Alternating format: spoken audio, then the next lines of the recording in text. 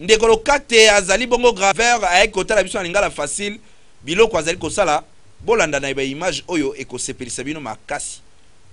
Journal télévisé en lingala facile. Mosala journal lingala facile ezali kosala bonti melangai bato mitia malamba bazozanga te koya ko contribuer na mosala kitoko oyo charge ya bana Kongo lingala facile salaka. Tala neti papa okomona elonda lokate azali artiste graveur ye asala ba porte clé kitoko na ba caché na biloko ya ndenge na ndenge aye kosala dona lingala facile tala ba biloko amemi. Willy Abibu superviseur lingala facile ayambie elongona bandeko noso zaki songo makasi boyo kainenga zali ko expliquer. Na lingala facile parce que c'est eloko moko eza ko sipisa ba congolais nyonso tout. Ne tozo ko sala misala bazo ko sala yosepisa biso. Duna labaki ko eleka anniversaire na bino ya Yambo na ya pena moya ngai likabo na misala sala ya graveur na pesa bino cadeau na yendi bino yangwana.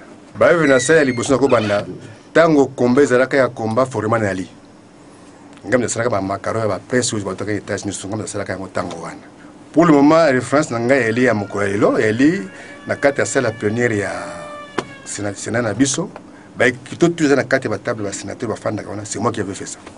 Lingala facile sepeli makasi na mosala papa elonda lokati asali ya ba porte clé kitoko na ba kombo ko kamwa biloko ndenge na ndenge ya solo papa lokate mosala zali ko sala nzamba ko pambola yo bino batu bozana posa ba cacher biloko ndenge na ndenge soki olinko zo papa lokate kene na yolo ezona kampinzi na avenue Kifunga numéro 33 ndeo ko zo papa lokata selo mosala kitoko ko kamwa ya solo.